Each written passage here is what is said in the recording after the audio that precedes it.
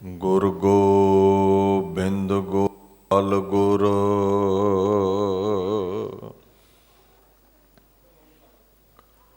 ਗੁਰ ਪੂਰਨ ਨਾਰਾਇਣ ਹੈ।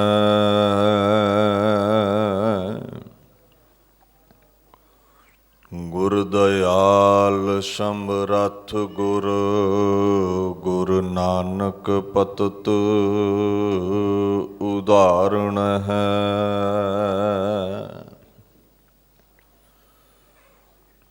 ਦਾਵਰਿਆ ਫਾਕ ਗੁਰ ਗੋਬਿੰਦ ਸਿੰਘ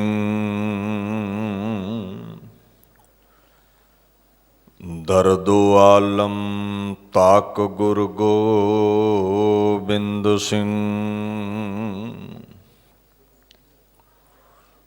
ਕਾਦਰੇ ਹਰ ਕਾਰ ਗੁਰ ਗੋਬਿੰਦ ਸਿੰਘ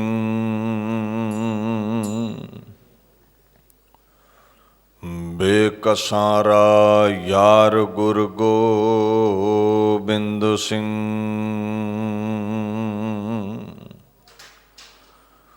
ਚਬਰ ਛਤਰ ਤਖਤ ਦੇ ਮਾਲਕ ਸਾਹਿਬ ਸ੍ਰੀ ਗੁਰੂ ਗ੍ਰੰਥ ਸਾਹਿਬ ਜੀ ਦੀ ਪਵਿੱਤਰ ਹਜ਼ੂਰੀ ਵਿੱਚ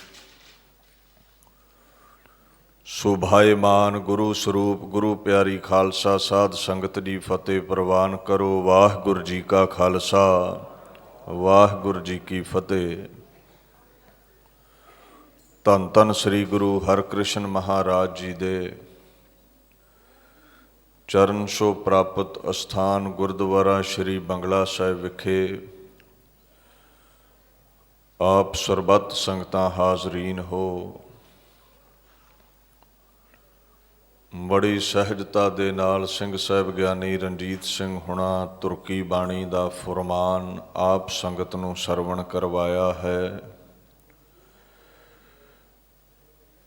ਸਿੱਖ ਜਗਤ ਦੇ ਨਿਤਨੇਮ ਦੀ ਪਵਿੱਤਰ ਬਾਣੀ ਚੌਪਈ ਸਾਹਿਬ ਜੋ ਗੁਰੂ ਗੋਬਿੰਦ ਸਿੰਘ ਪਾਤਸ਼ਾਹ ਨੇ ਗਲੂਏ ਮੁਬਾਰਕ ਤੋਂ ਉਚਾਰਨ ਕੀਤੀ ਹੈ। ਆਓ ਉਸ ਬਾਣੀ ਦੀ ਅਗੰਮੀ ਵਿਚਾਰ ਦੇ ਨਾਲ ਜੁੜ ਕੇ ਆਪਣੇ ਸਮੇਂ ਨੂੰ ਜੀਵਨ ਨੂੰ ਸਫਲਾ ਕਰਨ ਦਾ ਯਤਨ ਕਰੀਏ। ਸਤਿਨਾਮ ਸ੍ਰੀ ਵਾਹਿਗੁਰੂ ਸਾਹਿਬ ਜੀ। ਏਕੈ ਰੂਪ ਅਨੂਪ ਸਰੂਪਾ ਰੰਕ ਭਇਓ ਰਾਵ ਕਹੀ ਭੂਪਾ।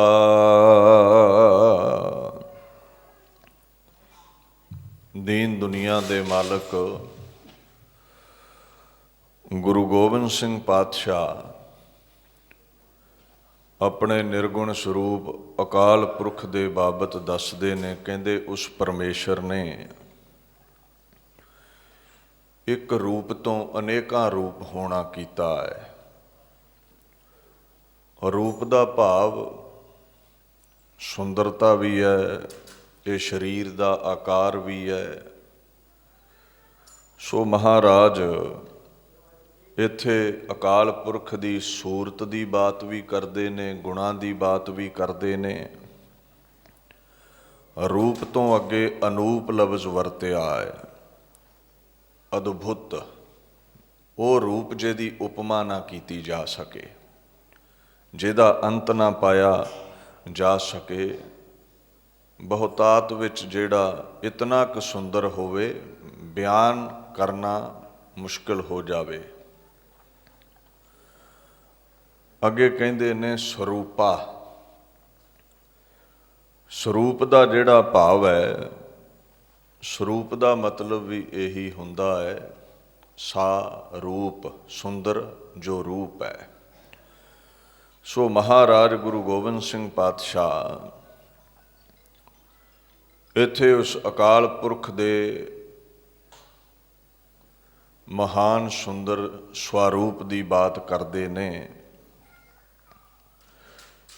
ਕਹਿੰਦੇ ਜਦੋਂ ਤੇਰਾ ਇੱਕੋ ਹੀ ਰੂਪ ਸੀ, ਭਾਵ ਦੁਨੀਆ ਦੀ ਰਚਨਾ ਨਹੀਂ ਸੀ ਹੋਈ, ਅਨੂਪ ਸਰੂਪਾ, ਉਹ ਰੂਪ ਵੀ ਬੜਾ ਸੁੰਦਰ ਹੈ, ਉਹਦੀ ਵੀ ਉਪਮਾ ਨਹੀਂ ਕੀਤੀ ਜਾ ਸਕਦੀ। ਜਹ ਸਰੂਪ ਕੇਵਲ ਜਗਦੀਸ਼, ਜਦੋਂ ਅੰਧਕਾਰ ਸੀ, ਜਗਤ ਨਹੀਂ ਸੀ ਬਣਿਆ, ਹਨੇਰਾ ਹੀ ਹਨੇਰਾ ਸੀ। ਜਿਵੇਂ ਸਾਇੰਸ ਕਹਿੰਦੀ ਹੈ ਨਾ ਵੀ ਬਿਗ ਬੈਂਗ ਥਿਊਰੀ ਜਦੋਂ ਪੜ੍ਹੋ, ਧਮਾਕਾ ਹੋਇਆ, ਦੁਨੀਆ ਬਣ ਗਈ। ਪਹਿਲਾਂ ਅੰਧਕਾਰ ਸੀ, ਧੁੰਦ ਸੀ, ਕੁਝ ਵੀ ਨਹੀਂ ਸੀ, ਬਲੈਕ ਹੋਲ ਸੀ। ਗੁਰੂ ਗ੍ਰੰਥ ਸਾਹਿਬ ਕਹਿੰਦੇ ਉਦੋਂ ਇੱਕ ਜਗਦੀਸ਼, ਦੁਨੀਆ ਦਾ ਈਸ਼ਵਰ ਪਰਮਾਤਮਾ ਸੀ, ਜਿਸਨੇ ਉਹਦੇ ਦਿਦਾਰੇ ਕੀਤੇ ਨੇ। ਕਹਿੰਦੇ ਉਹ ਬੜਾ ਸੁੰਦਰ ਹੈ। ਗੁਰੂ ਨਾਨਕ ਸਾਹਿਬ ਕਹਿੰਦੇ ਨੇ ਗੁਰੂ ਗ੍ਰੰਥ ਸਾਹਿਬ ਵਿੱਚ, ਤੇਰੇ ਬੰਕੇ ਲੋਇਣ ਦੰਤ ਰਿਸਾਲਾ, ਸੋਹਣੇ ਨੱਕ ਜਿਨ ਲੰਬੜੇ ਵਾਲਾ। ਕਹਿੰਦੇ ਬੜੇ ਸੁੰਦਰ ਤੇਰੇ ਨੈਣ ਨੇ, ਤਿੱਖਾ ਤੇਰਾ ਨੱਕ ਹੈ, ਹੀਰਿਆਂ ਵਰਗੇ ਸੁੰਦਰ, ਮੋਤੀਆਂ ਵਰਗੇ ਤੇਰੇ ਦੰਦ ਨੇ, ਤੇ ਸੋਹਣੇ ਲੰਮੇ ਕੇਸ ਨੇ। ਇਹ ਉਹਦਾ ਜਿਨ੍ਹਾਂ ਦਿਦਾਰਾ ਕੀਤਾ ਉਹਨਾਂ ਨੇ ਡਿਠਿਆ ਹੈ। ਕਮਨ ਕਹਾਂ ਗੁਣ ਕੰਤ ਪਿਆਰੇ, ਸੁਗੜ ਸਰੂਪ ਦਇਆਲ ਮੁਰਾਰੇ। ਕਿੰਨੇ ਕੁ ਤੇਰੇ ਗੁਣ ਦੱਸਾਂ, ਤੂੰ ਬੜਾ ਸੁੰਦਰ ਹੈ, ਤੂੰ ਬੜਾ ਸੋਹਣਾ ਹੈ। ਜਿਨ੍ਹਾਂ ਨੇ ਦੇਖਿਆ ਉਹਨਾਂ ਨੇ ਇੱਥੋਂ ਤੱਕ ਕਹਿ ਦਿੱਤਾ, ਤੇਰਾ ਰੂਪ ਅਗਮ ਹੈ, ਅਨੂਪ ਤੇਰਾ ਦਰਸਾਰਾ। ਇਹ ਠੀਕ ਹੈ, ਤੇਰਾ ਸਰੂਪ ਮਨ ਬਾਣੀ ਦਾ ਵਿਸ਼ਾ ਨਹੀਂ, ਭਾਵ ਉਹਦੇ ਤੋਂ ਪਰਾਂ ਹੈ, ਸਾਡੀ ਪਕੜ ਚੌਣ ਤੋਂ ਬਾਹਰ ਹੈ। ਇੱਕ ਸੀਮਾ ਹੈ ਬੰਦੇ ਦੀ ਸੁਰਤੀ ਦੀ, ਪਰਮਾਤਮਾ ਅਸੀਮ ਹੈ। ਪਰ ਕਹਿੰਦੇ ਜਿਨ੍ਹਾਂ ਦਰਸ਼ਨ ਕੀਤੇ ਉਹਨਾਂ ਕਹਿ ਦਿੱਤਾ, ਅਨੂਪ ਤੇਰਾ ਦਰਸਾਰਾ। ਇੰਨਾ ਕੁ ਸੁੰਦਰ ਹੈ ਤੇਰਾ ਰੂਪ, ਉਪਮਾ ਨਹੀਂ ਕਰ ਸਕਦੇ, ਅੰਤ ਨਹੀਂ ਪਾ ਸਕਦੇ। ਉਪਮਾ ਤੋਂ ਰਹਿਤ ਹੈ ਤੇਰਾ ਜਿਹੜਾ ਉਹ ਰੂਪ ਹੈ। ਹੁਣ ਗੁਰੂ ਗੋਬਿੰਦ ਸਿੰਘ ਕਹਿੰਦੇ ਨੇ, ਤੁਸੀਂ ਇੱਕ ਰੂਪ ਤੋਂ ਫੁਰਨਾ ਕੀਤਾ, ਅਨੇਕਾਂ ਸਰੂਪ ਧਾਰ ਲਏ, ਖੰਡ ਬ੍ਰਹਿਮੰਡ ਆਪਣੇ ਚੋਂ ਪ੍ਰਗਟ ਕਰ ਦਿੱਤੇ, ਇਹ ਲੋਕਾਈ ਪ੍ਰਗਟ ਕਰ ਦਿੱਤੀ, ਰੰਗ ਬਰੰਗੇ ਜੀਵ ਜੰਤੂ ਪੈਦਾ ਕਰ ਦਿੱਤੇ। ਜਿਹਨੂੰ ਗੁਰੂ ਗ੍ਰੰਥ ਸਾਹਿਬ ਨੇ ਕਿਹਾ ਹੈ, ਨਿਰੰਕਾਰ ਆਕਾਰ ਆਪ, ਨਿਰਗੁਣ ਸਰਗੁਣ ਏਕ, ਇੱਕ ਹੈ ਏਕ ਬਖਾਨਿਓ, ਨਾਨਕ ਏਕ ਅਨੇਕ। ਨਿਰਗੁਣ ਹੈ, ਜੋਤ ਸਰੂਪ ਹੈ, ਸਰੀਰ ਧਾਰ ਲੈਂਦਾ। ਇਹ ਜਿੰਨੇ ਵੀ ਤੁਸੀਂ ਬੈਠੇ ਹੋ, ਜਿੰਨੀ ਵੀ ਲੋਕਾਈ ਹੈ, ਸਰਗੁਣ ਹੋ ਜਾਂਦਾ ਹੈ, ਇੱਕ ਤੋਂ ਅਨੇਕ ਹੋ ਜਾਂਦਾ ਹੈ। ਮਹਾਰਾਜ ਕਹਿੰਦੇ ਉਸ ਨੂੰ ਇੱਕ ਵੀ ਕਹਿ ਦਿੰਦੇ ਹਾਂ, ਜਦੋਂ ਸਭਨਾਂ ਦੇ ਵਿੱਚ ਸਮਾ ਜਾਂਦਾ ਹੈ ਫਿਰ ਉਸ ਨੂੰ ਅਨੇਕ ਕਹਿਣਾ ਪੈਂਦਾ ਹੈ। ਇੱਦਾਂ ਹੀ ਗੁਰੂ ਗੋਬਿੰਦ ਸਿੰਘ ਪਾਤਸ਼ਾਹ ਕਹਿੰਦੇ, ਐ ਪਰਮਾਤਮਾ ਤੇਰਾ ਇੱਕ ਰੂਪ ਉਹ ਵੀ ਬੜਾ ਸੁੰਦਰ ਹੈ, ਤੇਰੀ ਰਚੀ ਹੋਈ ਸ੍ਰਿਸ਼ਟੀ ਕੁਦਰਤ, ਤੇਰੇ ਅਨੇਕਾਂ ਸਰੂਪ, ਇਹਨਾਂ ਦੀ ਵੀ ਉਪਮਾ ਨਹੀਂ ਕੀਤੀ ਜਾ ਸਕਦੀ। ਇੰਨੇ ਸੁੰਦਰ ਜੀਵ ਜੰਤੂ ਤੂੰ ਕੁਦਰਤ ਨੂੰ ਸਾਜਣਾ ਕੀਤਾ ਹੈ। ਅੱਗੇ ਮਹਾਰਾਜ ਦੀਨ ਦੁਨੀਆ ਦੇ ਬਾਲਕ ਆਖਣ ਲੱਗੇ, ਰੰਕ ਭਇਓ ਰਾਵ ਕਹੀ ਭੂਪਾ। ਰੰਕ ਦਾ ਮਤਲਬ ਹੈ ਜਿਹੜਾ ਕ੍ਰਿਪਣ ਹੈ, ਕੰਜੂਸ ਹੈ ਜਾਂ ਗਰੀਬ ਹੈ। ਅੱਗੇ ਲਫ਼ਜ਼ ਵਰਤਿਆ ਹੈ ਰਾਵ। ਰਾਵ ਜਿਹੜਾ ਲਫ਼ਜ਼ ਹੈ ਨਾ, ਉਹ ਉਪਰਾਜ ਦੇ ਲਈ, ਅਮੀਰ ਲੋਕਾਂ ਲਈ ਆਇਆ ਹੈ। ਅਮੀਰ ਲੋਕਾਂ ਨੂੰ ਰਾਵ ਕਹਿੰਦੇ ਨੇ। ਫਿਰ ਭੂਪ ਲਫ਼ਜ਼ ਵਰਤਦੇ ਨੇ, ਭੂ ਪਤ, ਭੂ ਧਰਤੀ ਨੂੰ ਕਹਿੰਦੇ, ਪਤ ਪਤੀ ਨੂੰ, ਵੱਡਾ ਰਾਜਾ, ਧਰਤੀ ਦਾ ਮਾਲਕ। ਸੋ ਮਹਾਰਾਜ ਗੁਰੂ ਗੋਬਿੰਦ ਸਿੰਘ ਪਾਤਸ਼ਾਹ ਕਹਿੰਦੇ, ਕਿਧਰੇ ਤੂੰ ਇਸ ਰਚੀ ਹੋਈ ਆਪਣੀ ਸ੍ਰਿਸ਼ਟੀ ਵਿੱਚ ਕੰਗਾਲ ਬਣਿਆ ਹੋਇਆ ਹੈ, ਭਾਵ ਕੰਗਾਲ 'ਚ ਵੀ ਤੇਰੀ ਜੋਤ ਹੈ। ਕਿਧਰੇ ਤੂੰ ਅਮੀਰ ਬਣਿਆ ਹੋਇਆ ਹੈ, ਅਮੀਰ ਜ਼ਾਦਾ ਹੈ। ਕਿਧਰੇ ਪਰਮਾਤਮਾ ਤੂੰ ਧਰਤੀ ਦਾ ਮਾਲਕ, ਰਾਜਾ ਬਣਿਆ ਹੋਇਆ ਹੈ। ਸੋ ਇਹ ਸਾਰੇ ਤੇਰੇ ਹੀ ਰੂਪ ਨੇ, ਹਰ ਜ਼ਰੇ ਵਿੱਚ ਪਰਮਾਤਮਾ ਸਮਾਇਆ ਹੈ। ਗੁਰੂ ਗ੍ਰੰਥ ਸਾਹਿਬ ਕਹਿੰਦੇ ਨੇ, ਨੀਚ ਊਚ ਨਹੀਂ ਮਾਨ ਅਮਾਨ, ਵਿਆਪਕ ਰਾਮ ਸਗਲ ਸਮਾਨ। ਕੋਈ ਉੱਚਾ ਹੈ, ਕੋਈ ਨੀਵਾਂ ਹੈ। ਦਾ ਲॉर्ड ਇਜ਼ ਪ੍ਰੀਵੇਡਿੰਗ ਐਵਰੀਵੇਅਰ। ਹਰ ਜ਼ਰੇ ਵਿੱਚ ਖੁਦਾ ਵਸਦਾ। ਇਹ ਨਹੀਂ ਵੀ ਗਰੀਬਾਂ 'ਚ ਹੈ, ਨਹੀਂ ਇਕੱਲਾ ਅਮੀਰਾਂ 'ਚ ਹੀ ਹੈ। ਗੁਰੂ ਗ੍ਰੰਥ ਸਾਹਿਬ ਕਹਿੰਦੇ, ਕਬਹੂ ਹੋਏ ਬਹਿ ਬਡ ਰਾਜਾ, ਕਬਹੂ ਭੇਖਾਰੀ ਨੀਚ ਕਾ ਸਾਜਾ। ਕਿਤੇ ਰਾਜਾ ਹੈ ਤੇ ਕਿਤੇ ਆਪ ਹੀ ਮੰਗਣ ਵਾਲਾ ਤੂੰ ਭਿਖਾਰੀ ਹੈ। ਇਹ ਸਾਜ ਤੇਰੇ ਹੀ ਕੀਤੇ ਹੋਏ ਨੇ, ਇਹ ਸਵਾਂਗ ਤੇਰੇ ਹੀ ਰਚੇ ਹੋਏ ਨੇ। ਕਰ ਕਰ ਦੇਖੈ ਆਪਣੀ ਵਡਿਆਈ, ਨਾਨਕ ਸਭ ਮਹਿ ਰਹਿਆ ਸਮਾਈ। ਇਹ ਸਾਰਿਆਂ ਦੇ ਵਿੱਚ ਉਹ ਪ੍ਰਮਾਤਮਾ ਮੌਜੂਦ ਹੈ। ਸੋ ਗੁਰੂ ਗੋਬਿੰਦ ਸਿੰਘ ਪਾਤਸ਼ਾਹ ਕਹਿੰਦੇ, ਕਿਧਰੇ ਤੂੰ ਰਾਜਿਆਂ ਦਾ ਰਾਜਾ ਹੈ, ਧਰਤੀ ਦਾ ਭੂਪ ਹੈ, ਕਿਧਰੇ ਤੂੰ ਗਰੀਬ ਹੈ। ਇਹ ਸਭ ਤੇਰੇ ਹੀ ਰੂਪ ਨੇ। ਇੱਥੇ ਰੰਕ ਦਾ ਭਾਵ ਇੱਕ ਹੋਰ ਵੀ ਹੈ।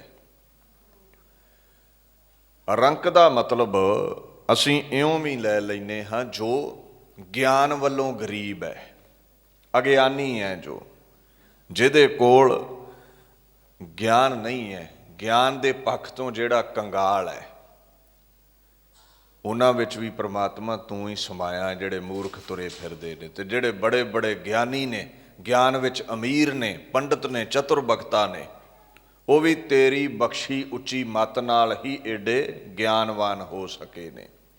ਸੋ ਹਰ ਜ਼ਰੇ ਵਿੱਚ ਗੁਰੂ ਗੋਬਿੰਦ ਸਿੰਘ ਪਾਤਸ਼ਾਹ ਉਸ ਅਕਾਲ ਪੁਰਖ ਨੂੰ ਦੇਖਦੇ ਨੇ। ਅੱਗੇ ਦੁਨੀਆ ਦੀ ਰਚਨਾ ਬਾਬਤ ਕੁਝ ਬਿਆਨ ਕਰਦੇ ਨੇ। ਅੰਡਜ ਜੇਰਜ ਸੇਤਜ ਕੀਨੀ। ਅੰਡਜ ਤੋਂ ਭਾਵ ਹੈ ਕੁਝ ਦੁਨੀਆ ਆਂਡਿਆਂ ਵਿੱਚੋਂ ਪੈਦਾ ਕੀਤੀ, ਜਿਵੇਂ ਪੰਛੀ ਨੇ, ਸਰਪਾਦਕ ਨੇ। ਕੁਝ ਜੇਰਜ, ਕੁਝ ਦੁਨੀਆ ਜੇਰ ਚੋਂ ਪੈਦਾ ਕੀਤੀ ਹੈ। ਮਨੁੱਖ, ਪਸ਼ੂ ਆਦਿਕ ਜਿਹੜੇ ਝਿੱਲੀ 'ਚ ਲਪੇਟੇ ਹੋਏ ਪੈਦਾ ਹੁੰਦੇ ਨੇ, ਜੇਰ 'ਚ ਲਪੇਟੇ ਹੋਏ ਪੈਦਾ ਹੁੰਦੇ ਨੇ। ਸੇਤਜ, ਸਵੇਦ ਮੁੜਕੇ ਨੂੰ ਕਹਿੰਦੇ ਨੇ, ਜੋ ਮੁੜਕੇ ਤੋਂ ਦੁਨੀਆ ਬਣੀ ਹੈ। ਜਿਵੇਂ ਜੀਵਾਂ ਦੀ ਇੱਕ ਖਾਨ ਜਿਹਦੇ ਵਿੱਚ ਜੋਕਾਂ ਆਦਿਕ ਆਉਂਦੀਆਂ ਨੇ। ਹਵਾੜ ਤੋਂ ਜਿਹੜੀ ਦੁਨੀਆ ਪਸੀਨੇ ਤੋਂ ਉਪਜੀ ਹੈ, ਪੈਦਾ ਹੋਈ ਹੈ, ਸੇਤਜ। ਅੱਗੇ ਮਹਾਰਾਜ ਆਖਣ ਲੱਗੇ, ਇਹ ਖਾਣੀਆਂ ਤੇਰੇ ਹੁਕਮ ਵਿੱਚ ਪੈਦਾ ਹੋਈਆਂ। ਉਤ ਭੁਜ ਖਾਨ ਬਹੁਰ ਰਚ ਦੀਨੀ। ਫਿਰ ਨਾਲ ਹੀ ਉਤਪੁਜ ਖਾਣੀ ਤੂੰ ਪੈਦਾ ਕੀਤੀ, ਉਤਪੁਜ ਸ਼੍ਰੇਣੀ ਤੂੰ ਪੈਦਾ ਕੀਤੀ। ਉਤਪਜ ਤੋਂ ਭਾਵ ਹੈ ਜ਼ਮੀਨ ਨੂੰ ਪਾੜ ਕੇ ਜੋ ਪੈਦਾ ਹੁੰਦਾ ਹੈ, ਰੁੱਖ, ਫੁੱਲ ਫਲ ਆਦਿਕ। ਇਹ ਚੌਹਾਂ ਖਾਣੀਆਂ ਵਿੱਚ ਦੁਨੀਆ ਰਚੀ ਹੈ। ਅੰਡਜ ਨੇ, ਜੇਰਜ ਨੇ, ਸੇਤਜ ਨੇ ਤੇ ਉਤਪੁਜ ਨੇ। ਇਹ ਚਾਰ ਖਾਣੀਆਂ ਨੇ ਜਿੱਥੋਂ ਦੁਨੀਆ ਪ੍ਰਗਟ ਹੁੰਦੀ ਹੈ। ਖਾਣ ਦਾ ਭਾਵ ਹੈ ਇਹ ਜਿਹਦੀ ਜੀਵ ਜੰਤੂਆਂ ਦੀ ਉਤਪਤੀ ਦੀ ਸ਼੍ਰੇਣੀ ਦੀ ਵੰਡ ਹੈ, ਖਾਣਾ ਵਿੱਚ ਕੀਤੀ ਹੈ। ਉਤਪੁਜ ਖਾਣ, ਅੰਡਜ ਖਾਣ, ਸੇਤਜ ਖਾਣ। ਸੋ ਇਸ ਪ੍ਰਕਾਰ ਦੇ ਨਾਲ ਦੀਨ ਦੁਨੀਆ ਦੇ ਮਾਲਕ ਗੁਰੂ ਗੋਬਿੰਦ ਸਿੰਘ ਕਹਿੰਦੇ, ਇਹ ਤੂੰ ਹੀ ਸਾਰੀ ਰਚਨਾ ਕੀਤੀ ਹੈ, ਤੂੰ ਹੀ ਇਹਨਾਂ ਨੂੰ ਬਣਾਇਆ ਹੈ, ਸਵਾਰਿਆ ਹੈ, ਸ਼ਿੰਗਾਰਨਾ ਕੀਤਾ ਹੈ। ਗੁਰੂ ਗ੍ਰੰਥ ਸਾਹਿਬ ਵੀ ਕਹਿੰਦੇ ਨੇ, ਅੰਡਜ ਜੇਰਜ ਸੇਤਜ ਉਤਭੁਜਾ ਪ੍ਰਭ ਕੀ ਇਹ ਕਿਰਤ। ਇਹ ਪ੍ਰਮਾਤਮਾ ਦੀ ਕਿਰਤ ਹੈ। ਇਹ ਨਹੀਂ ਵੀ ਇੱਕ ਕਾਰੀਗਰ ਲਾ ਕੇ ਉਹਨੇ ਆਂਡਿਆਂ ਚੋਂ ਜੀਵ ਪੈਦਾ ਕੀਤੇ, ਦੂਜਾ ਲਾ ਕੇ ਸਵੇਦ ਚੋਂ ਮੁੜਕੇ ਚੋਂ ਪੈਦਾ ਕੀਤੇ, ਉਤਪੁਜ ਕੋਈ ਹੋਰ ਰੱਬ ਬਣਾਉਂਦਾ ਹੈ। ਨਹੀਂ, ਇੱਕੋ ਹੀ ਹੈ। ਸਾਰਿਆਂ ਦਾ ਮੂਲ ਕਾਰਨ, ਸਾਰਿਆਂ ਦਾ ਵਜੂਦ, ਸਾਰਿਆਂ ਦਾ ਰਚਨਹਾਰ ਕੇਵਲ ਇੱਕ ਪ੍ਰਮਾਤਮਾ ਹੈ। ਔਰ ਫਿਰ ਦੇਖੋ, ਰਚਨਾ ਕਰਕੇ ਗੁਰੂ ਗ੍ਰੰਥ ਸਾਹਿਬ ਕਹਿੰਦੇ, ਰਚ ਰਚਨਾ ਆਪਣੀ ਕਲ ਧਾਰੀ, ਅਨਕ ਬਾਰ ਨਾਨਕ ਬਲਿਹਾਰੀ। ਇਹ ਜਿੰਨੀ ਵੀ ਰਚਨਾ ਤੁਸੀਂ ਵੇਖਦੇ ਹੋ, ਆਪਣੀ ਕਲਾ ਦੇ ਸਹਿਤ, ਅਜ਼ਮਤ ਦੇ ਸਹਿਤ ਸਭ ਨੂੰ ਧਾਰਿਆ ਹੈ ਉਸਨੇ।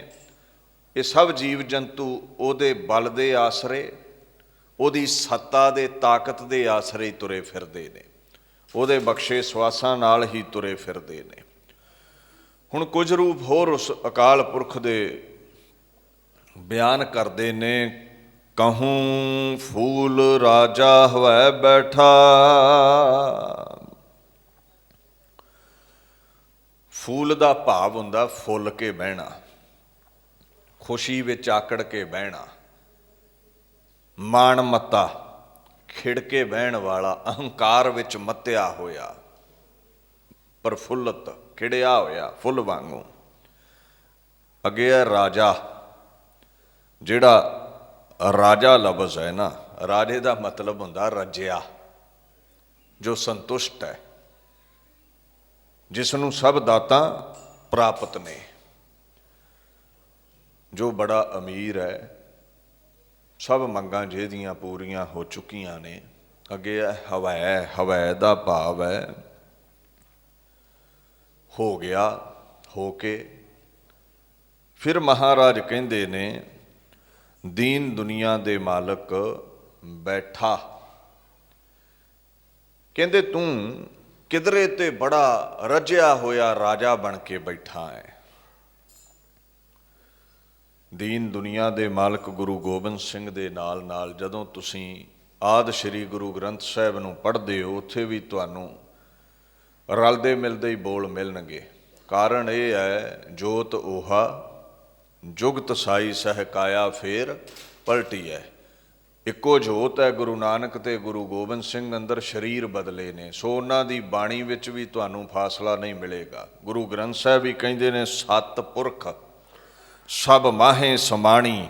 ਪਰਮਾਤਮਾ ਹਰ ਜ਼ਰੇ ਵਿੱਚ ਹੈ, ਰਾਜਿਆਂ ਵਿੱਚ ਵੀ ਹੈ, ਰੰਕਾਂ ਵਿੱਚ ਵੀ ਹੈ, ਹਰ ਜ਼ਰੇ 'ਚ ਉਹਨੇ ਆਪਣੀ ਜੋਤ ਟਿਕਾਈ ਹੋਈ ਹੈ। ਕਹਿੰਦੇ ਕਿਧਰੇ ਤੂੰ ਰਾਜਾ ਹੋ ਕੇ ਫੁੱਲਿਆ ਬੈਠਾ ਹੈ, ਪ੍ਰਸੰਨਤਾ ਦੇ ਵਿੱਚ ਹੈ, ਖੁਸ਼ੀ ਦੇ ਵਿੱਚ ਹੈ, ਅਹੰਕਾਰ ਸਹਿਤ ਹੈ, ਆਕੜਿਆ ਬੈਠਾ ਹੈ।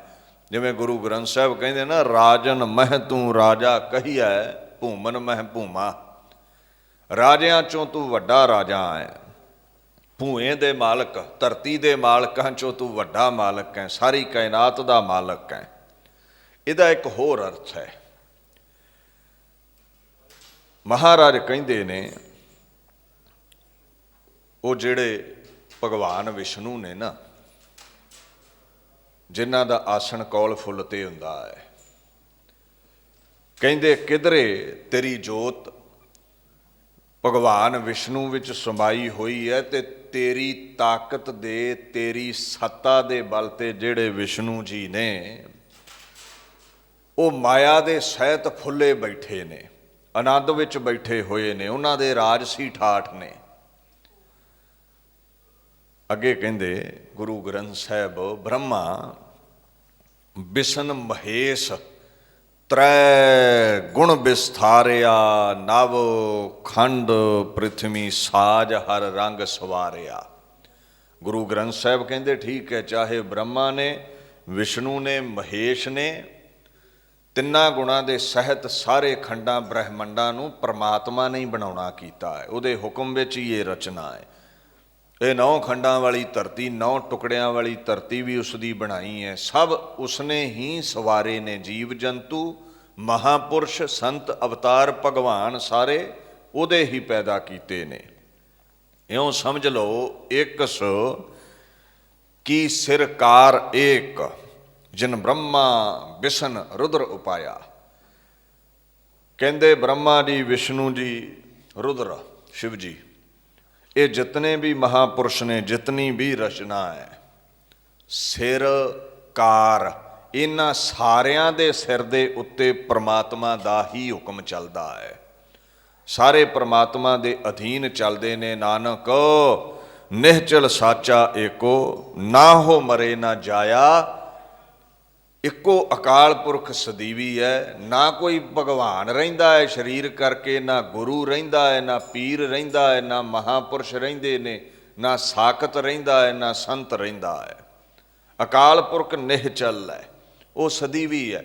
ਸੋ ਸਾਰਿਆਂ ਵਿੱਚ ਉਹਦੀ ਜੋਤ ਹੈ। ਚਾਹੇ ਵਿਸ਼ਨੂੰ ਜੀ ਨੇ, ਚਾਹੇ ਕੋਈ ਜੀਸਸ ਕ੍ਰਾਈਸਟ ਨੇ, ਚਾਹੇ ਮੁਹੰਮਦ ਨੇ, ਗੁਰੂ ਪੀਰ ਨੇ, ਜਿੰਨੇ ਵੀ ਮਹਾਪੁਰਸ਼ ਨੇ, ਸਾਰਿਆਂ 'ਚ ਪਰਮਾਤਮਾ ਦੇ ਬਖਸ਼ੇ ਹੀ ਸਵਾਸ ਨੇ। ਇਹ ਠੀਕ ਹੈ, ਸਮੇਂ ਦੇ ਅਨੁਸਾਰ ਤਾਕਤਾਂ ਵੱਧ ਘੱਟ ਮਿਲਦੀਆਂ ਨੇ ਇਹਨਾਂ ਨੂੰ। ਪਾਪ ਵਧੇ ਤੇ ਬਹੁਤਾਤ ਤਾਕਤ ਦੇ ਕੇ ਮਹਾਂਪੁਰਸ਼ਾਂ ਨੂੰ ਘੱਲਦਾ ਹੈ ਦੁਨੀਆ ਤੇ। ਪਾਪ ਘੱਟ ਹੈ ਤੇ ਥੋੜ੍ਹੀਆਂ ਬਰਕਤਾਂ ਦੇ ਕੇ ਘੱਲ ਦਿੰਦਾ ਹੈ। ਭੇਜੇ ਸਾਰੇ ਉਸ ਦੇ ਹੀ ਆਉਂਦੇ ਨੇ। ਜਿਵੇਂ ਕਲਯੁਗ ਵਿੱਚ ਪਾਪ ਇੰਨਾ ਵੱਧ ਗਿਆ ਵੀ ਪਰਮਾਤਮਾ ਨੂੰ ਆਪ ਪ੍ਰਗਟ ਹੋਣਾ ਪਿਆ। ਜੋਤ ਰੂਪ ਹਰ ਆਪ ਗੁਰੂ ਨਾਨਕ ਕਹਾਇਓ। ਪੂਰੀ ਕਰਾਮਾਤ ਲੈ ਕੇ, ਪੂਰੀ ਹੋਈ ਕਰਾਮਾਤ ਆਪ ਸਿਰਜਣਹਾਰੈ ਧਾਰਿਆ। ਧੰਨ ਧੰਨ ਰਾਮਦਾਸ ਗੁਰਜਨ ਸਿਰਿਆ ਤਿਨੈ ਸਵਾਰਿਆ। With all the miraculous powers, spiritual powers, the Lord, he himself is called Guru Ramdas, Guru Nanak, ਦੁਨੀਆ ਤੇ ਪ੍ਰਗਟ ਹੋ ਗਿਆ। ਇੱਕ ਬੰਨੇ ਰਾਜਿਆਂ ਦੀ ਗੱਲ ਕਰਦੇ ਨੇ ਜਿਹੜੇ ਮਾਇਆ ਦੇ ਵਿੱਚ ਆਨੰਦ ਲੈਂਦੇ ਨੇ, ਦੂਜੇ ਬੰਨੇ ਉਹਨਾਂ ਮਹਾਂਪੁਰਸ਼ਾਂ ਦਾ ਜ਼ਿਕਰ ਕਰਦੇ ਨੇ ਜਿਨ੍ਹਾਂ ਮਾਇਆ ਤਿਆਗੀ ਹੈ, ਜਿਹੜੇ ਸਮਾਧੀ ਵਿੱਚ ਨੇ। ਕਹੂੰ ਸਿਮਟ ਭਇਓ ਸ਼ੰਕਰ ਇਕੱਠਾ। ਸਿਮਟ ਦਾ ਮਤਲਬ ਹੈ ਇਕੱਠਾ ਹੋ ਕੇ ਬਹਿਣਾ, ਇਕਾਗਰ ਹੋ ਕੇ ਬਹਿਣਾ, ਖਿੰਡੀ ਹੋਈ ਵਸਤੂ ਨੂੰ ਇਕੱਠਾ ਕਰ ਲੈਣਾ। ਖਿੰਡੀ ਹੋਈ ਸੁਰਤੀ ਨੂੰ, ਜਿਹੜੀ ਭੱਜੀ ਫਿਰਦੀ ਇੱਧਰ ਉੱਧਰ, ਜਿਹੜਾ ਮਨ ਦੌੜਿਆ ਫਿਰਦਾ, ਉਹਨੂੰ ਸਮੇਟ ਕੇ ਸਮਾਧੀ ਵਿੱਚ ਬਹਿ ਜਾਣਾ, ਸੰਕੁੜ ਜਾਣਾ। ਇਸੇ ਤਰ੍ਹਾਂ ਸੁਰਤੀਆਂ ਨੂੰ, ਫੁਰਨਿਆਂ ਨੂੰ ਸੰਕੁਚਿਤ ਕਰ ਲੈਣਾ, ਸੰਕੋਚ ਲੈਣਾ। ਸ਼ੰਕਰ ਮਹਾਦੇਵ ਨੂੰ ਕਿਹਾ ਹੈ, ਸ਼ਿਵ ਜੀ ਨੂੰ ਕਿਹਾ ਹੈ, ਰੁਦਰ ਨੂੰ ਕਿਹਾ ਹੈ। ਸ਼ੰਕਰ ਦਾ ਮਤਲਬ ਪਤਾ ਕੀ ਹੁੰਦਾ? ਜਿਹਨੂੰ ਪੁਰਾਣਾ ਨੇ ਕਲਿਆਣਕਾਰੀ ਮੰਨਿਆ ਹੈ, ਸ਼ੰਕਰ।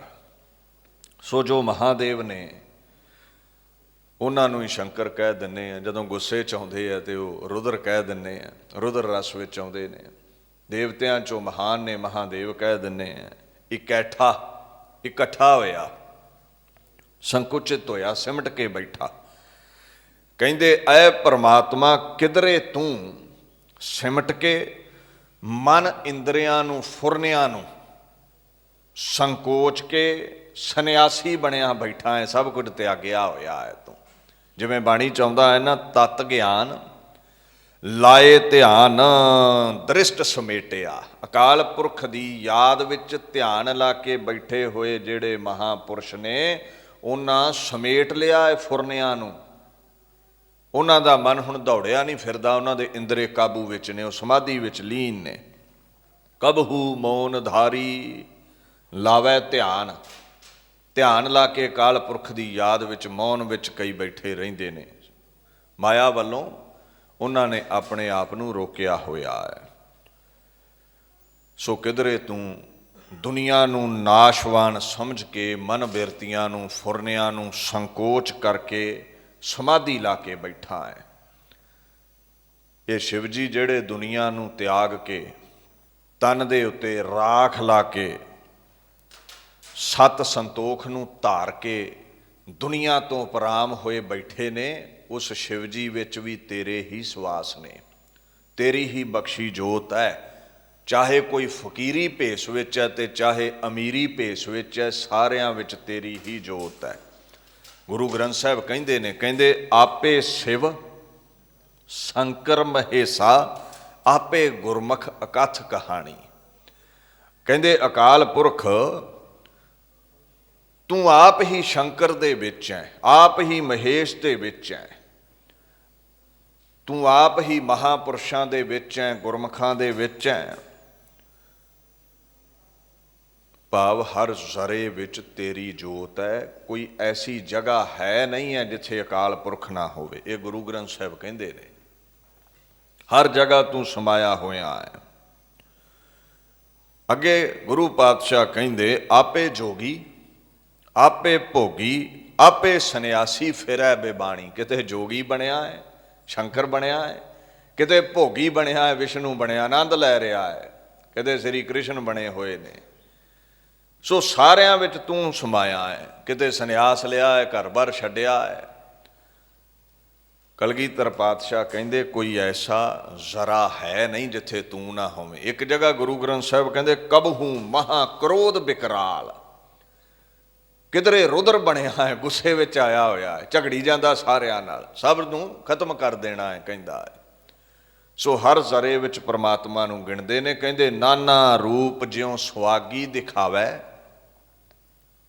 ਜਿਉਂ ਪ੍ਰਭ ਭਾਵੈ ਤਿਵੈ ਨਚਾਵੈ। ਸਵਾਂਗੀ ਜਿਹੜਾ ਹੁੰਦਾ ਨਾ, ਬਹੁ ਰੂਪੀਆ, ਵੱਖੋ ਵੱਖ ਜਿਵੇਂ ਰੂਪ ਧਾਰਦਾ। ਕਹਿੰਦੇ ਅਕਾਲ ਪੁਰਖ ਦੀ ਵੀ ਐਸੀ ਖੇਡ ਹੈ, ਉਹਨੇ ਕਈ ਰੂਪ ਧਾਰੇ ਹੋਏ ਨੇ ਤੇ ਜਿਵੇਂ ਉਸ ਨੂੰ ਭਾਉਂਦਾ ਹੈ, ਸਭ ਨੂੰ ਨਚਾਈ ਜਾਂਦਾ ਹੈ। ਜੋ ਤਿਸ ਭਾਵੈ सोई होए नानक दूजा अवर ना कोए। जो ਉਹਨੂੰ ਚੰਗਾ ਲੱਗੇਗਾ ਉਹ ਦੁਨੀਆ ਤੇ ਹੁੰਦਾ ਹੈ, ਜੋ ਤੁਹਾਨੂੰ ਚੰਗਾ ਲੱਗੇਗਾ ਉਹ ਨਹੀਂ ਹੁੰਦਾ। ਨਰ ਚਾਹਤ ਕਛ ਔਰ ਔਰੇ ਕੀ ਔਰੇ ਪਈ। ਜੋ ਬੰਦਾ ਚਾਹੁੰਦਾ ਉਹ ਨਹੀਂ ਹੁੰਦਾ, ਜੋ ਅਕਾਲ ਪੁਰਖ ਚਾਹੁੰਦਾ ਹੈ ਉਹ ਹੁੰਦਾ ਹੈ, ਉਹਦੇ ਬਿਨਾਂ ਦੂਜਾ ਕੋਈ ਵੀ ਨਹੀਂ ਹੈ। ਜੀਓ ਪਿੰਡ ਸਭ ਤਿਸ ਕੀ ਰਾਸ, ਘਟ ਘਟ ਪੂਰਨ ਬ੍ਰਹਮ ਪ੍ਰਗਾਸ। ਚਾਹੇ ਅਵਤਾਰ ਨੇ ਵਿਸ਼ਨੂੰ ਜੀ ਵਰਗੇ ਮਹਾਪੁਰਸ਼ ਨੇ, ਸ਼ੰਕਰ ਨੇ, ਮਹੇਸ਼, ਕੋਈ ਵੀ ਮਹਾਪੁਰਸ਼ ਹੈ, ਜਿਤਨੇ ਵੀ ਸਰੀਰ ਨੇ, ਚਾਹੇ ਕੋਈ ਗਰੀਬ ਹੈ, ਗੁਰਬਾ ਹੈ, ਨਿਰਧਨ ਹੈ, ਰੰਕ ਹੈ, ਰਾਜਾ ਹੈ, ਅਮੀਰ ਹੈ, ਸੰਤ ਹੈ, ਸਾਕਤ ਹੈ, ਕਹਿੰਦੇ ਹਰ ਘਟ ਦੇ ਅੰਦਰ ਪਰਮਾਤਮਾ ਆਪ ਬਿਰਾਜ ਰਿਹਾ ਹੈ। ਏਕਲ ਮਾਟੀ ਕੁੰਜਰ ਚੀਟੀ, ਭਾਜਨ ਹੈ ਬਹੁ ਨਾਨਾ ਰੇ। ਅਸਥਾਵਰ ਜੰਗਮ ਕੀਟ ਪਤੰਗਮ, ਘਟ ਘਟ ਰਾਮ ਸਮਾਨਾ ਰੇ। ਕਹਿੰਦੇ ਕੀੜੀ ਤੋਂ ਲੈ ਕੇ ਹਾਥੀ ਤੱਕ ਇਹ ਜਿੰਨੀ ਵੀ ਰਚਨਾ ਹੈ ਨਾ, ਇੱਕ ਹੀ ਮਿੱਟੀ ਤੋਂ ਸਾਰੀ ਬਣੀ ਹੈ। ਚਾਹੇ ਅਸਥਾਵਰ ਨੇ ਜੋ ਜੜ ਨੇ, ਪੱਥਰ ਪਹਾੜ ਆਦਿਕ, ਤੇ ਚਾਹੇ ਜੰਗਮ ਨੇ ਚੱਲਣ ਫਿਰਨ ਵਾਲੇ, ਇਹ ਜਿੰਨੀਆਂ ਵੀ ਜੋਨੀਆਂ ਨੇ, ਹਰ ਜ਼ਰੇ ਵਿੱਚ ਪਰਮਾਤਮਾ ਸਮਾਇਆ ਹੈ। ਇਹ ਗੁਰੂ ਗੋਬਿੰਦ ਸਿੰਘ ਮਹਾਰਾਜ ਦੀ ਦ੍ਰਿਸ਼ਟੀ ਤੇ ਗੁਰੂ ਗ੍ਰੰਥ ਸਾਹਿਬ ਪਾਤਸ਼ਾਹ ਦੀ ਬਾਣੀ ਦੀ ਦ੍ਰਿਸ਼ਟੀ ਇੱਕ ਹੀ ਹੈ।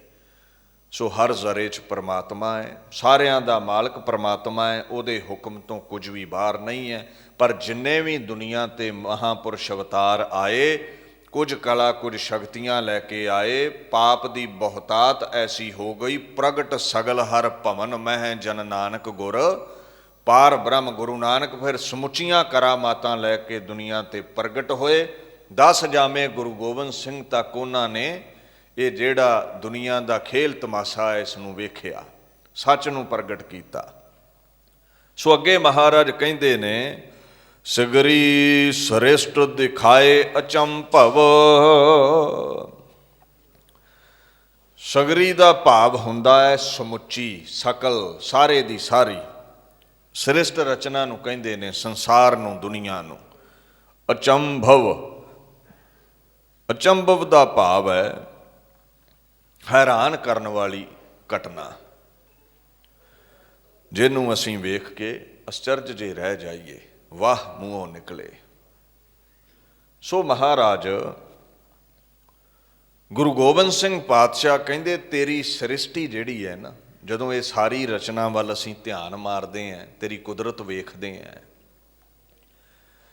ਤੇ ਆਖਣ ਲੱਗੇ ਇਹ ਤੇਰੇ ਕੌਤਕ ਵੇਖ ਕੇ, ਤੇਰੀ ਰਚਨਾ ਵੇਖ ਕੇ, ਤੇਰੀ ਕਾਰੀਗਰੀ ਵੇਖ ਕੇ ਵਾਹ ਨਿਕਲਦਾ ਹੈ, ਅਚਰਜ ਹੋ ਜਾਈਦਾ ਹੈ, ਹੈਰਾਨ ਰਹਿ ਜਾਈਦਾ ਹੈ। ਜਿਵੇਂ ਗੁਰੂ ਗ੍ਰੰਥ ਸਾਹਿਬ ਕਹਿੰਦੇ ਨੇ ਨਾ, ਤੂੰ ਅਚਰਜ ਕੁਦਰਤ ਤੇਰੀ ਬਿਸਮਾ। ਆਏ ਅਕਾਲ ਪੁਰਖ ਤੂੰ ਅਚਰਜ ਸਰੂਪ ਹੈ, ਹੈਰਾਨ ਕਰਨ ਵਾਲੀ ਹਸਤੀ ਹੈ ਤੂੰ। ਕੈਸਾ ਤੂੰ ਚਿੱਤਰਕਾਰ ਹੈ, ਇੰਨੀਆਂ ਮੂਰਤੀਆਂ ਘੜੀਆਂ ਨੇ, ਇਕੱਲਾ ਘੜਨ ਵਾਲਾ ਹੈ ਇਸ ਲੁਕਾਈ ਨੂੰ, ਤੇ ਫਿਰ ਹਰ ਜ਼ਰੇ 'ਚ ਸਮਾਇਆ ਹੋਇਆ ਹੈ ਤੂੰ। ਸੋ ਮਹਾਰਾਜ ਕਹਿੰਦੇ ਤੇਰੀ ਕੁਦਰਤ ਵੀ ਹੈਰਾਨ ਕਰਨ ਵਾਲੀ ਹੈ, ਅਚਰਜਤਾ ਵਿੱਚ ਲੈ ਜਾਈਦਾ ਹੈ ਤੇਰੀ ਰਚਨਾ ਨੂੰ ਵੇਖ ਕੇ। ਏਕ ਅਚਰਜ ਏਕੋ ਹੈ ਸੋਈ, ਗੁਰਮੁਖ ਵਿਚਾਰੈ ਵਿਰਲਾ ਕੋਈ। ਐ ਪ੍ਰਮਾਤਮਾ ਤੂੰ ਇੱਕ ਹੈ, ਰਚਨਾ ਵੱਲ ਵੇਖੀਏ ਤੇ ਅਨੇਕ ਹੈ, ਸਾਰਿਆਂ 'ਚ ਸਮਾਇਆ ਹੈ। ਕੁਦਰਤ ਕਵਣ ਕਹਾ ਵਿਚਾਰ, ਵਾਰਿਆ ਨਾ ਜਾਵਾਂ ਏਕ ਵਾਰ। ਗੁਰੂ ਨਾਨਕ ਸਾਹਿਬ ਕਹਿੰਦੇ ਤੇਰੀ ਕੁਦਰਤ ਨੂੰ ਕੋਈ ਬਿਆਨ ਕਰ ਸਕੇ, ਇਹ ਅਲਫਾਜ਼ ਹੈ ਨਹੀਂ। ਕਹਿੰਦੇ ਕੌਣ ਹੈ ਜਿਹੜਾ ਤੇਰੀ ਕੁਦਰਤ ਨੂੰ ਆਪਣੇ ਜੋ ਵਿਚਾਰ ਨੇ ਉਹਨਾਂ ਵਿੱਚ ਸਮੇਟ ਲਵੇ, ਤੇ ਫਿਰ ਆਪਣੇ ਗਲੂਏ 'ਚੋਂ ਵਾਕ ਛਲ ਦੇ ਨਾਲ, ਸ਼ਬਦਾਂ ਦੇ ਨਾਲ ਉਸ ਕੁਦਰਤ ਦੀ ਵਡਿਆਈ ਦਾ ਅੰਤ ਪਾ ਸਕੇ। ਕਹਿੰਦੇ ਉਹ ਸ਼ਬਦ ਬਣੇ ਹੀ ਨਹੀਂ ਜਿਹੜੇ ਕੁਦਰਤ ਦੀ ਵਡਿਆਈ ਕਰ ਸਕਣ। ਐਸੀ ਮਹਾਨ ਕੁਦਰਤ ਹੈ, ਕੋਈ ਅੰਤ ਨਹੀਂ ਪਾ ਸਕਦਾ। ਬਸ ਇਉਂ ਹੀ ਹੈ, ਵਾਰਿਆ ਨਾ ਜਾਵਾ ਇੱਕ ਵਾਰ। ਕਹਿੰਦੇ ਅਸੀਂ ਤੇਰੇ ਤੋਂ ਆਪਾ ਵਾਰ ਦਈਏ, ਇੱਕ ਵਾਰ ਵੀ ਵਰਣਨ ਨਹੀਂ ਕੀਤਾ ਜਾ ਸਕਦਾ ਤੇਰੀ ਕੁਦਰਤ ਦਾ। ਤੇਰੇ ਰੋਮ ਰੋਮ ਵਿੱਚ ਖੰਡਾਂ ਬ੍ਰਹਿਮੰਡ ਸਮਾਏ ਹੋਏ ਨੇ, ਕੌਣ ਅੰਤ ਪਾ ਸਕਦਾ ਹੈ। ਸੋ ਗੁਰੂ ਗੋਬਿੰਦ ਸਿੰਘ ਪਾਤਸ਼ਾਹ ਕਹਿੰਦੇ ਆਦ ਜੁਗਾਦ ਸਰੂਪ ਸੁਯੰ ਭਵ। ਆਦਿ ਕਹਿੰਦੇ ਨੂੰ ਜੋ ਸਭ ਤੋਂ ਪ੍ਰਥਮ ਸੀ, ਪਹਿਲਾਂ ਸੀ। ਸਾਡਾ ਸਾਰਿਆਂ ਦਾ ਜੋ ਵਜੂਦ ਹੈ, ਸਾਡੇ ਤੋਂ ਪੂਰਬ ਜੋ ਪਹਿਲਾਂ ਦਾ ਹੈ, ਅਕਾਲ ਪੁਰਖ।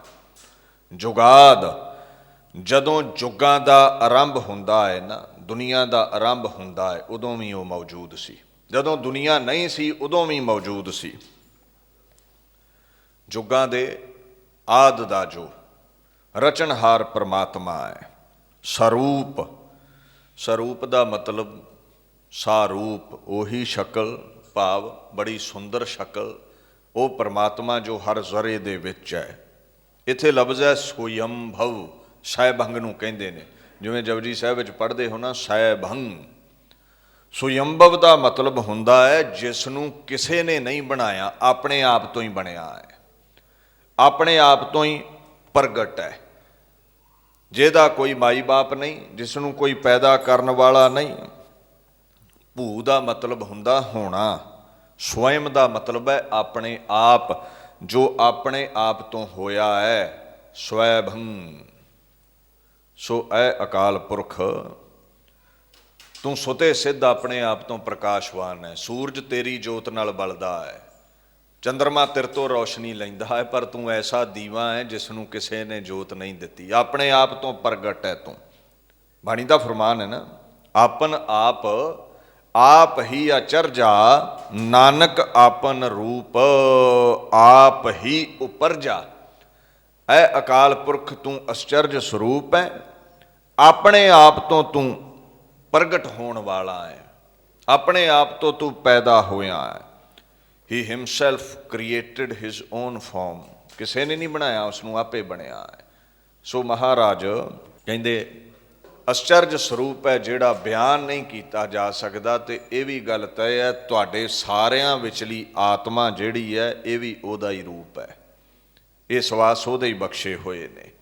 ਸੋ ਅਕਾਲ ਪੁਰਖ, ਤੇਰੀ ਅਚਰਜ ਕੁਦਰਤ, ਤੂੰ ਆਪ ਅਚਰਜ, ਤੂੰ ਸੈਭੰ, ਸੁਤੇ ਸਿੱਧ ਪ੍ਰਕਾਸ਼ਵਾਨ, ਤੇਰਾ ਕੋਈ ਅੰਤ ਨਹੀਂ ਪਾ ਸਕਦਾ। ਔਰ ਸਭ ਦਾ ਆਦਿ ਹੈ, ਜੁਗਾਦ ਵੀ ਤੂੰ ਹੀ ਹੈ, ਜੁਗਾਂ ਦੇ ਸਮੇਂ ਵੀ ਸੀ, ਜੁਗਾਂ ਦੇ ਆਦਿ ਵਿੱਚ ਵੀ ਸੀ। ਅਸੀਂ ਰਹੀਏ ਜਾਂ ਨਾ ਰਹੀਏ, ਤੂੰ ਰਹਿਣ ਵਾਲਾ ਹੈ। ਹੁਣ ਉਹਦੇ ਅੱਗੇ ਬੇਨਤੀ ਕਰਨ ਦੀ ਸਾਨੂੰ ਜਾਚ ਦੱਸਦੇ ਨੇ ਪਾਤਸ਼ਾਹ, ਕਹਿੰਦੇ ਨਿਰਮਾਣ ਹੋ ਜਾਓ, ਹੱਥ ਜੋੜ ਕੇ ਤਰਲਾ ਲਿਆ ਕਰੋ, ਅਬ ਰਛਾ ਮੇਰੀ ਤੁਮ ਕਰੋ। ਰਕਸ਼ਾ, ਰਛਾ ਤੋਂ ਭਾਵ ਹੈ ਰੱਖਿਆ ਕਰ, ਰਕਸ਼ਾ ਕਰ, ਪਾਲਣ ਦੀ ਕਿਰਿਆ। ਐ ਅਕਾਲ ਪੁਰਖ, ਸਾਡੀ ਤੂੰ ਰੱਖਿਆ ਕਰ। ਕਿਹਦੇ ਤੋਂ ਕਰਨੀ ਹੈ? ਕਾਮ ਕ੍ਰੋਧ ਲੋਭ ਮੋਹ ਹੰਕਾਰ, ਜੋ ਸੂਖਸ਼ਮ ਵੈਰੀ ਨੇ ਸਾਡੇ, ਜੋ ਸਾਡੇ ਮਨ ਦੇ ਵੈਰੀ ਨੇ। ਪ੍ਰਤੱਖ ਸਥੂਲ ਇਸ ਭਾਰੀ ਭਰਕਮ ਸਰੀਰ ਦੇ ਨਾਲ ਜਿਹੜੇ ਵੈਰ ਕਮਾਉਂਦੇ ਨੇ, ਜਿਹੜੇ ਇਨਸਾਨੀਅਤ ਦਾ ਘਾਣ ਕਰਦੇ ਨੇ, ਉਹਨਾਂ ਪਾਸੋਂ ਸਾਡੀ ਰੱਖਿਆ ਕਰ। ਅੰਤਰਮੁਖੀ ਦੁਸ਼ਮਣਾਂ ਤੋਂ ਵੀ ਤੇ ਬਾਹਰ ਮੁਖੀ ਬਹਿਰੂਨੀ ਦੁਸ਼ਮਣਾਂ ਤੋਂ ਵੀ। ਜਿਵੇਂ ਬਾਣੀ ਚਾਹੁੰਦਾ ਨਾ, ਰੱਖਿਆ ਕਰਹੁ ਗੁਸਾਈ ਮੇਰੇ, ਮੈਂ ਨਾਮ ਤੇਰਾ ਆਧਾਰ। ਮੇਰੀ ਰੱਖਿਆ ਕਰ ਅਕਾਲ ਪੁਰਖ, ਤੇਰੇ ਨਾਮ ਦਾ ਹੀ ਮੈਨੂੰ ਆਸਰਾ ਹੈ। ਤੇ ਜੇ ਤਰਲਾ ਲਈਏ ਫਿਰ ਉਹ ਕੀ ਕਰਦਾ ਹੈ? ਕਹਿੰਦੇ ਕੰਠ ਲਾਏ ਜਨ ਰੱਖਿਆ, ਨਾਨਕ ਬਲ ਜਾਸ। ਆਪਣੇ ਪਿਆਰਿਆਂ ਨੂੰ ਰੱਖ ਲੈਂਦਾ ਹੈ ਗਲ ਨਾ ਲਾ ਕੇ। ਜੇ ਬੇਨਤੀ ਕਰੋ ਤੇ ਜੋ ਜੋ ਸਰਣ ਪਿਆ ਹਰ ਰਾਏ, ਸੋ ਦਾਸ ਰੱਖਿਆ ਆਪਣੇ ਕੰਠ ਲਾਏ। ਜਿਹੜਾ ਉਹਦੀ ਸ਼ਰਨ ਆਇਆ ਉਹਨੂੰ ਰੱਖ ਲੈਂਦਾ ਹੈ ਉਹ। ਹੁਣ ਅੱਗੇ ਮਹਾਰਾਜ ਵਿਸਥਾਰ ਕਰਦੇ ਨੇ, ਸਿੱਖ ਉਭਾਰ ਅਸਿੱਖ ਸੰਘਰੋ। ਹੁਣ ਸਿੱਖ ਦਾ ਜਿਹੜਾ ਮਤਲਬ ਹੈ, ਸਿੱਖਿਆ ਹਾਸਲ ਕਰਨ ਵਾਲਾ, ਕੁਝ ਸਿੱਖਣ ਵਾਲਾ, ਸ਼ਾਗਿਰਦ। ਇੱਥੇ ਮਹਾਰਾਜ ਕਹਿੰਦੇ ਨੇ ਮੇਰੇ ਸਿੱਖਾਂ ਨੂੰ ਉਭਾਰ ਲਵੋ, ਮੇਰੇ ਸਿੱਖਾਂ 'ਤੇ ਕਿਰਪਾ ਕਰੋ। ਵੇਖੋ, ਸਿੱਖ ਜਗਤ ਇੱਕ ਮਹਾਨ ਧਰਮ ਹੈ, ਔਰ ਇਸ ਮਜ਼ਹਬ ਦੇ ਨਾਲ ਜਿਹੜੇ ਅਟੈਚ ਹੋਏ ਗੁਰੂ ਨਾਨਕ ਦੇ ਸਿੱਖ ਅਖਵਾਉਂਦੇ ਨੇ। ਜਿਵੇਂ ਗੁਰੂ ਗ੍ਰੰਥ ਸਾਹਿਬ ਵਿੱਚ ਇਹਦੀ ਡੈਫੀਨੇਸ਼ਨ ਵੀ ਹੈ, ਕਦੇ ਪੜ੍ਹਿਓ, ਗੁਰ ਸਤਿਗੁਰ ਕਾਜੋ ਸਿੱਖ ਅਖਾਏ, ਸੋ ਭਲਕੇ ਉਠ ਹਰ ਨਾਮ ਤੇ ਆਵੇ। ਇਹ ਸਾਰੀ ਡੈਫੀਨੇਸ਼ਨ ਹੈ ਸਿੱਖੀ ਦੀ। ਪਹਿਲਾ ਭਾਵ ਤੇ ਹੈ ਸਿੱਖ ਦਾ, ਗੁਰੂ ਨਾਨਕ ਦੇ ਧਰਮ ਨੂੰ ਫੋਲੋ ਕਰਨ ਵਾਲਾ। ਦੂਸਰਾ ਭਾਵ ਸਿੱਖ ਦਾ ਹੈ ਸਿੱਖਿਆ, ਵਿਦਿਆ, ਗਿਆਨ, ਉੱਚੀ ਬੁੱਧ, ਗਿਆਨ ਦਾ ਪ੍ਰਕਾਸ਼ ਹੋ ਜਾਣਾ। ਐ ਅਕਾਲ ਪੁਰਖ ਸਿੱਖਾਂ ਸੇਵਕਾਂ ਦੀ ਰੱਖਿਆ ਕਰੋ ਬਹਿਰੂਨੀ ਦੁਸ਼ਮਣਾਂ ਤੋਂ ਵੀ, ਕਿਉਂਕਿ ਮੇਰੇ ਸਿੱਖ ਇਨਸਾਨੀਅਤ ਲਈ, ਦੀਨ ਦੇ ਲਈ, ਗਰੀਬ ਗੁਰਬੇ ਦੇ ਲਈ, ਮਜ਼ਲੂਮ ਦੇ ਲਈ ਲੜਦੇ ਨੇ, ਧਰਮ ਲਈ, ਸੱਚ ਲਈ ਜੰਗਾਂ ਲੜਦੇ ਨੇ। ਇਹਨਾਂ ਦੀ ਰੱਖਿਆ ਕਰੋ। ਤੇ ਦੂਸਰਾ, ਇਹਨਾਂ ਨੂੰ ਮਹਾਰਾਜ ਸਿੱਖਿਆ ਬਖਸ਼ੋ, ਉੱਚਾ ਗਿਆਨ ਬਖਸ਼ੋ, ਸਤ ਸੰਤੋਖ ਧਰਮ ਮਹਾਨ ਗੁਣ ਇਹਨਾਂ ਨੂੰ ਬਖਸ਼ੋ।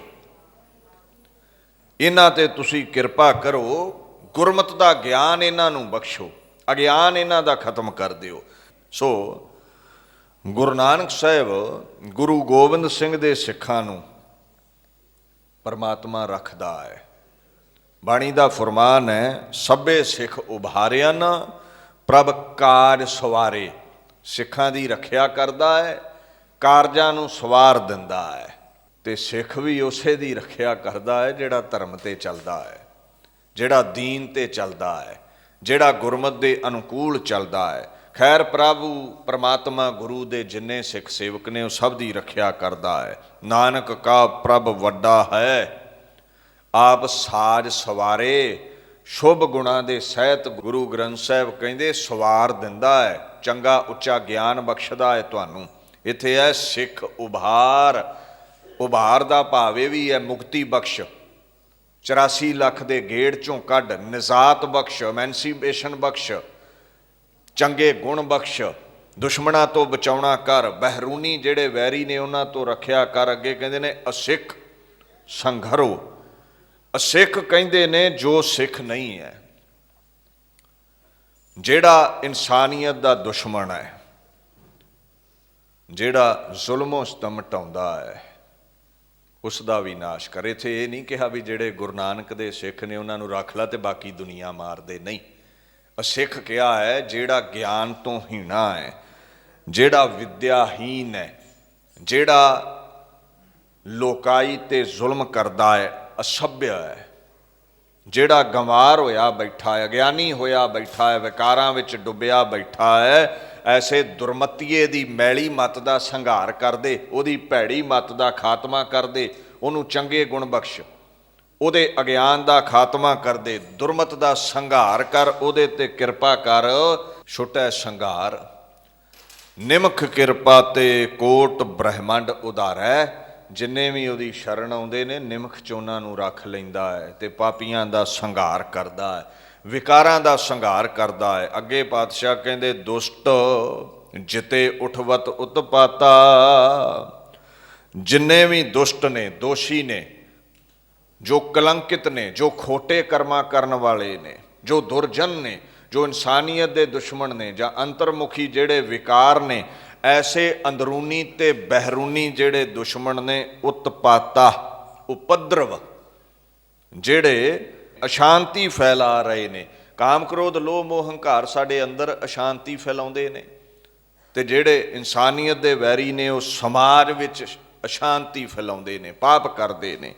ਮਹਾਰਾਜ ਸਗਲ ਮਲੇਸ਼ ਕਰੋ ਰਣ ਘਾਤਾ।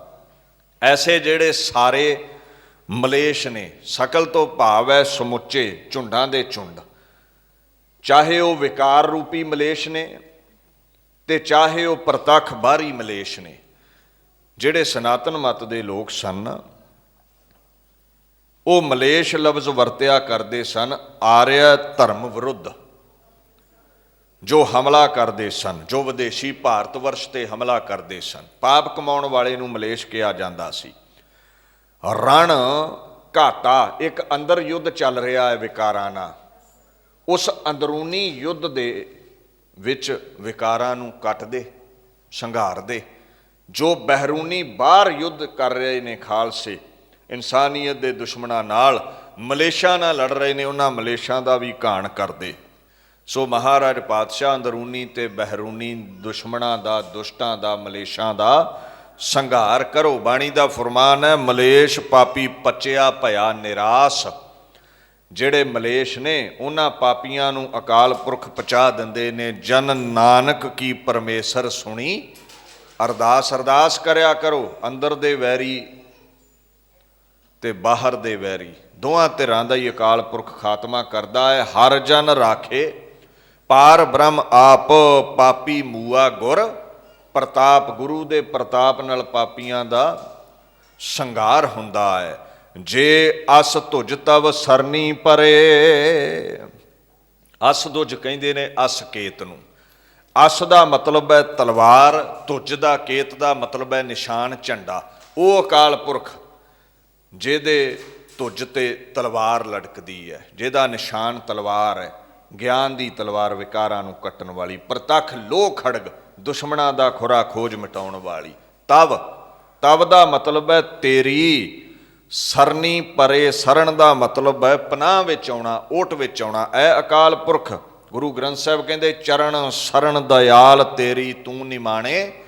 ਮਾਣ, ਜਿਹੜੇ ਤੇਰੀ ਸ਼ਰਨ ਆਉਂਦੇ ਨੇ ਨਾ ਨੀਵੇਂ ਹੋ ਕੇ, ਉਹਨਾਂ ਨੂੰ ਮਾਣ ਬਖਸ਼ਦਾ ਹੈ, ਉਹਨਾਂ ਦੀ ਰੱਖਿਆ ਕਰਦਾ ਹੈ। ਜੀ ਪ੍ਰਾਣ ਆਧਾਰ ਤੇਰਾ, ਨਾਨਕ ਕਾ ਪ੍ਰਭ ਤਾਣ। ਤੇ ਉਹ ਤਰਲਾ ਲਿਆ ਕਰੋ ਅਕਾਲ ਪੁਰਖ ਦੀ ਸ਼ਰਨ ਆ ਕੇ, ਤੂੰ ਹੀ ਸਾਡਾ ਤਾਣ ਹੈ, ਸਾਡੀ ਰੱਖਿਆ ਕਰ। ਫਿਰ ਕੀ ਪ੍ਰਾਪਤ ਹੋਵੇਗਾ? ਤਰਲਾ ਲਿਆ ਆਖਣ ਲੱਗੇ ਤਿਨਕੇ ਦੁਸ਼ਟ ਦੁਖਿਤ ਹੋਇ ਮਰੇ। ਜਿਹੜੇ ਉਹਨਾਂ ਦੇ ਵੈਰੀ ਨੇ, ਇਹ ਦੋ ਪੱਖ ਦੀ ਬਾਣੀ ਹੈ, ਅੰਤਰਮੁਖੀ ਤੇ ਬਾਹਰ ਮੁਖੀ। ਅੰਦਰੂਨੀ ਵੈਰੀ ਤੇ ਬਾਹਰੀ ਵੈਰੀ। ਅੰਦਰੂਨੀ ਗੁਣ ਬਖਸ਼ਦੇ, ਵਿਕਾਰਾਂ ਦਾ ਸੰਘਾਰ ਕਰਦੇ। ਬਹਿਰੂਨੀ ਤੌਰ ਤੇ ਸੁਖ ਬਖਸ਼ਦੇ, ਝੋਲੀਆਂ ਭਰਦੇ, ਵੈਰੀਆਂ ਦਾ ਸੰਘਾਰ ਕਰਦੇ, ਦੁਸ਼ਟਾਂ ਦਾ ਖਾਤਮਾ ਕਰਦੇ। ਦੁਖਿਤ ਹਵੈ ਮਰੇ, ਦੁੱਖ ਦੇ ਸਹਿਤ ਹੋ ਕੇ। ਇਹ ਸਾਡੇ ਵੈਰੀ ਕਾਮ ਕ੍ਰੋਧ ਲੋਭ ਮੋਹ ਹੰਕਾਰ ਮਰ ਜਾਣ, ਦੁੱਖ ਦੇ ਸਹਿਤ ਹੋ ਕੇ, ਅਤਿਅੰਤ ਦੁਖੀ ਹੋ ਕੇ। ਜਿਹੜੇ ਬਾਹਰੀ ਦੁਸ਼ਮਣ ਨੇ ਉਹ ਮਰ ਜਾਣ। ਸੋ ਮਹਾਰਾਜ ਆਖਣ ਲੱਗੇ ਦੁਸ਼ਟ ਦੂਤ ਪਰਮੇਸ਼ਰ ਮਾਰੇ, ਜਨ ਕੀ ਪੈਜ ਰਖੀ ਕਰਤਾਰੇ। ਗੁਰੂ ਗ੍ਰੰਥ ਸਾਹਿਬ ਦੀ ਬੋਲ ਨੇ। ਪੁਰਖ ਜਵਨ ਪਗ ਪਰੇ ਤੇ ਹਾਰੇ। ਜਿਹੜਾ ਪੁਰਸ਼ ਆਦਮੀ ਮਨੁੱਖ ਪਤੀ ਭਰਤਾ, ਐ ਅਕਾਲ ਪੁਰਖ ਜਵਨ ਤੋਂ ਭਾਵ ਹੈ ਜੋ ਪੱਗ ਪਰੇ ਤਿਹਾਰੇ। ਪੱਗ ਦਾ ਮਤਲਬ ਇਹ ਜਿਹੜੇ ਪਾਕ ਪੈਰ ਨੇ, ਚਰਨ ਨੇ। ਜਿਹੜਾ ਪੁਰਸ਼ ਤੇਰੇ ਚਰਨੀ ਪੈ ਗਿਆ, ਤਿਹਾਰੇ ਤੁਮਾਰੇ, ਤੁਹਾਡੇ ਪੈਰੀ ਆਣ ਪਿਆ। ਤਿਨਕੈ ਤੁਮ ਸੰਕਟ ਸਭ ਟਾਰੇ। ਉਹਨਾਂ ਦੇ ਸਾਰੇ ਹੀ ਸੰਕਟ ਤੁਸੀਂ ਟਾਲ ਦਿੰਦੇ ਹੋ। ਵਿਘਨ ਉਹਨਾਂ ਦੇ ਜੀਵਨ ਵਿੱਚ ਕੋਈ ਨਹੀਂ ਰਹਿੰਦਾ। ਦੁੱਖ ਕਲੇਸ਼ ਉਹਨਾਂ ਦੇ ਤੁਸੀਂ ਮਿਟਾ ਦਿੰਦੇ ਹੋ, ਟਾਲਾ ਕਰ ਦਿੰਦੇ ਹੋ ਉਹਨਾਂ ਦੇ ਦੁੱਖਾਂ ਦਾ। ਜਿਵੇਂ ਬਾਣੀ ਚ ਆਉਂਦਾ ਨਾ, ਸੰਕਟ ਘੋਰ ਕਟੇ ਖਿਨ ਭੀਤਰ, ਨਾਨਕ ਹਰ ਦਰਸ ਸਮਾਈਐ। ਜਿਹੜਾ ਅਕਾਲ ਪੁਰਖ ਦੀ ਸ਼ਰਨ ਆਇਆ, ਉਹਨੂੰ ਆਪਣੇ ਵਿੱਚ ਸਮਾ ਲੈਂਦਾ ਹੈ ਪਰਮਾਤਮਾ। ਉਹਦੇ ਘੋਰ ਸੰਕਟ ਕੱਟੇ ਜਾਂਦੇ ਨੇ, ਦੁੱਖ ਕੱਟੇ ਜਾਂਦੇ ਨੇ, ਰੋਗ ਸੋਗ ਕੱਟੇ ਜਾਂਦੇ ਨੇ। ਪ੍ਰਤੱਖ ਦੁਸ਼ਟ ਦੁਸ਼ਮਣ ਉਹਦੇ ਪਰਮਾਤਮਾ ਕੱਟ ਦਿੰਦਾ ਹੈ। ਸੋ ਐਸੀ ਮਹਾਨ ਅਜ਼ਮਤ ਹੈ ਅਕਾਲ ਪੁਰਖ ਦੀ। ਉਹਦੀ ਸ਼ਰਨ ਆਈਏ, ਸਾਡੇ ਰੋਗਾਂ ਸੋਗਾਂ ਨੂੰ ਉਹ ਹਰ ਲਵੇਗਾ, ਖੁਸ਼ੀਆਂ ਖੇੜੇ ਬਖਸ਼ੇਗਾ, ਔਰ ਅੰਦਰੂਨੀ ਤੌਰ ਤੇ ਸ਼ਾਂਤੀ ਬਖਸ਼ੇਗਾ, ਗਿਆਨ ਬਖਸ਼ੇਗਾ, ਵਿਕਾਰਾਂ ਤੋਂ ਰੱਖੇਗਾ, ਬਹਿਰੂਨੀ ਤੌਰ ਤੇ ਪ੍ਰਤੱਖ ਵੈਰੀਆਂ ਤੋਂ ਰੱਖੇਗਾ। ਇਹ ਉਹਦੀ ਕਿਰਪਾ ਦੇ ਨਾਲ ਹੋਵੇਗਾ। ਕਿਰਪਾ ਉਹਦੇ ਤੇ ਹੋਵੇਗੀ ਜੋ ਸ਼ਰਨ ਆਵੇਗਾ। ਇੱਥੇ ਸੰਕੋਚਦੇ ਹੋਏ ਵਿਚਾਰ ਨੂੰ ਦਾਸ ਫਤਿਹ ਗਜਾਉਂਦਾ ਹੈ। ਵਾਹਿਗੁਰੂ ਜੀ ਕਾ ਖਾਲਸਾ, ਵਾਹਿਗੁਰੂ ਜੀ ਕੀ ਫਤਿਹ।